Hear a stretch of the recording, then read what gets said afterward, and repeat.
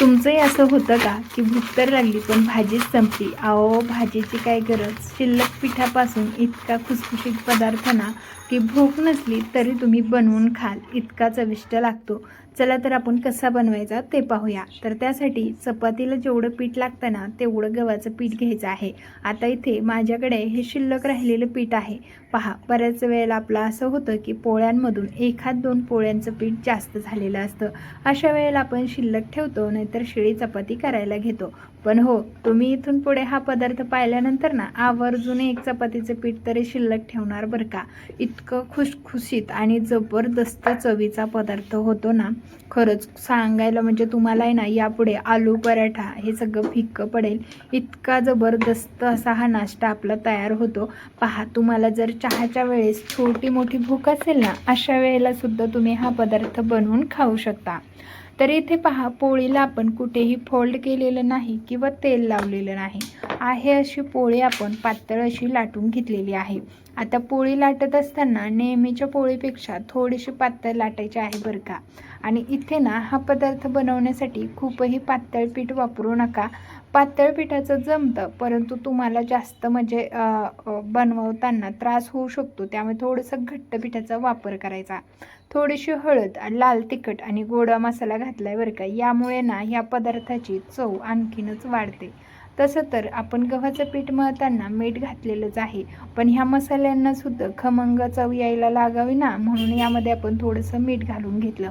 आता हा संपूर्ण मसाला आपल्याला चपातीला लावून घ्यायचा आहे. तर पहा, तुम्ही खाण्यासाठी आणखीन तिखट टाकलं तरी चालेल, पण जर मुलांसाठी हा पदार्थ बनवत असाल ना, तर अशा वेळेला तुम्हाला मात्र यामध्ये तिखट कमी प्रमाणात घालायचं आहे. पदार्थ खुसखुशीत आणि कमी तिखट असेल ना, तर मुलंसुद्धा आवडीने खातात. तर पहा, अशा पद्धतीने सगळीकडून हा मसाला लावून घ्यायचा आहे.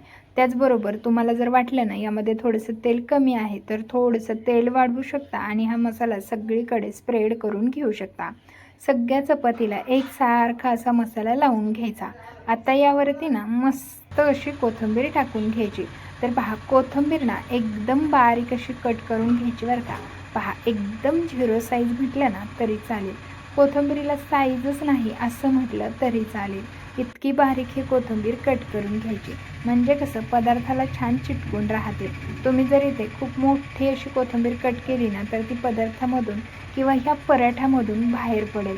त्यामुळे पराठ्याला आपली ही कोथिंबीर अशीच लागून राहील ना, यासाठी आपल्याला कोथिंबीर एकदम बारीक चिरून घ्यायची. सगळीकडे कोथिंबीर टाकून घेतली आणि हाताने चिपकून सुद्धा घेतलेली आहे.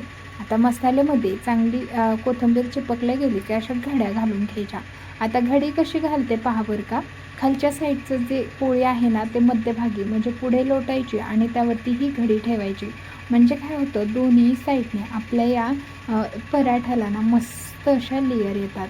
तर लेयरचा आज आपण बनवतोय मस्त साधा सोपा खाण्यासाठी चटपटीत लच्छा पराठा. आता हा माझ्या पद्धतीचा लच्छा पराठा आहे बरं का. एकदा नक्की बनवून पहा. अशा पद्धतीचा लच्छा पराठा बनवल्यानंतर ना तुम्ही बाहेर एवढे पैसे घालून कधीच पराठा खाणार नाही. किंवा नेहमी जर तुम्ही आलूचे पराठे खाऊन बोर झाला असाल किंवा तुम्हाला किचकटवाणे वाटत असतील ना, तर तुम्ही हा सोपा आणि झटपट होणारा लच्छा पराठा नक्कीच बनवून पहा. एकदा बनवला तर आलू पराठ्यालाही विसरून जाल, इतका चविष्ट तयार होतो. आता पहा, ह्या घड्या कशा घालायच्या, अशा घालायच्या. आता तुम्हाला पूर्ण दाखवलेलं आहे. इथे आपलं पीठ अगदी मीडियम पातळ आहे ना, तरीसुद्धा आपल्याला थोडंसं म्हणजे घडी घालताना प्रॉब्लेम येत आहे. त्यामुळेच तुम्हाला ना सांगितलेलं नक्की फॉलो करा की जास्त पातळ पीठ आपल्याला इथे वापरायचं नाही. जास्त पीठ जर पातळ असेल ना, तर मग इथे उचलताना पोळी फाटू शकते किंवा चिपकू शकते. त्यामुळेच म्हटलं. तर पहा, इथे राहिलेलं ना आता अशा पद्धतीने जॉईन करून घेऊया. तसं तर त्यामध्ये आणखीन एक लेअर पडला असता, पण पातळ पिठामुळे थोडासा प्रॉब्लेम येत होता. म्हटलं चला जाऊ द्या, त्याला असंच चिपकून घेऊया. आता याचा अशा पद्धतीने रोल तयार करून घ्यायचा आहे. तर पहा, अजिबात आपण जे लेअर पाडलेले आहेत ना, ते वरच्या साईडला यायला पाहिजे. अशा पद्धतीने आपल्याला याचा रोल तयार करून घ्यायचा आहे. आता इथे साईडला आपल्याला याला मोकळं न ठेवता याला चिपकून घ्यायचं आहे बरं का. नाहीतर तुम्ही जर हा उंडा असा ठेवला ना, तर मात्र हा आपला पराठा जो आहे तो पूर्णपणे सुटून जाईल आणि व्यवस्थित लेअर येणार नाही. लेअर छान पडण्यासाठी चिपकून घेतलं. त्यानंतर पहा, याच्यावरती ना कलोंजी घालायची आहे. कलोंजीमुळे हा पदार्थ दिसायला छान दिसतो. आता हा पराठा दिसायला छान दिसावा आणि हिरवागार दिसावा यासाठी आणखीन थोडीशी कोथिंबीर टाकून घेतली. आता इथे कोथिंबीर टाकणं पूर्णपणे ऑप्शनल आहे. कलोंजी आपण फक्त हा पराठा आणखीन सुरेख आणि छान दिसावा यासाठी टाकलेली आहे.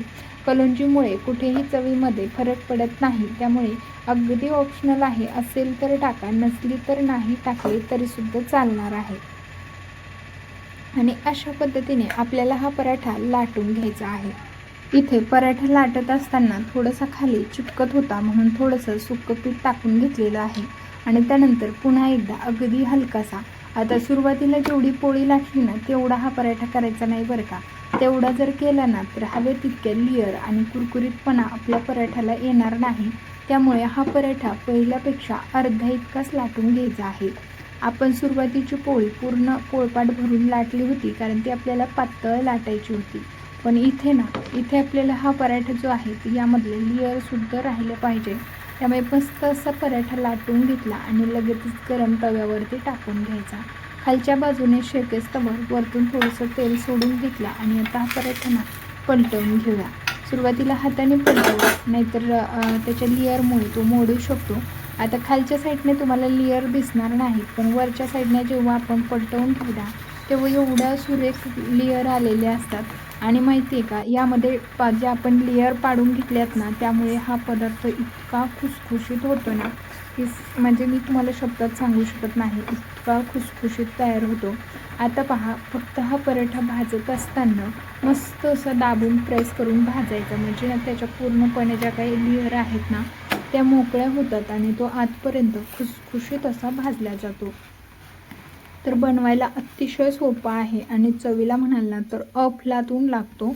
तर पहा, मुलांच्या छोट्या मोठ्या भुकेसाठी किंवा स्वतःसाठी सुद्धा बऱ्याच वेळेला आपल्याला भूक लागते, पण आपण भाजी नाही किंवा करायचा कंटाळा आला की टाळाटाळ करतो. पण अशा वेळेला तुम्ही हा लच्छा पराठा नक्की बनवू शकता. मस्त असा हा आपला लच्छा पराठा बनवून तयार झालेला आहे. तर काढून घेऊया आणि तुम्हाला दाखवते किती सुरेख आणि सुंदर असा झालेला आहे. आता याचा कुरकुरीत आवाज ऐकून तुम्हालाही विश्वास बसणार नाही. तर इतका मस्त आणि कुरकुरीत असा हा लच्छा पराठा तयार झाला ना मंडळी की तुमचा विश्वास बसणार नाही. तर पहा, त्याच्या लेअर ना अगदी अशा वेगळ्या वेगळ्या होत आहेत. तर मस्त असा आपला लच्छा पराठा तयार झाला. तुम्ही सुद्धा बनवा.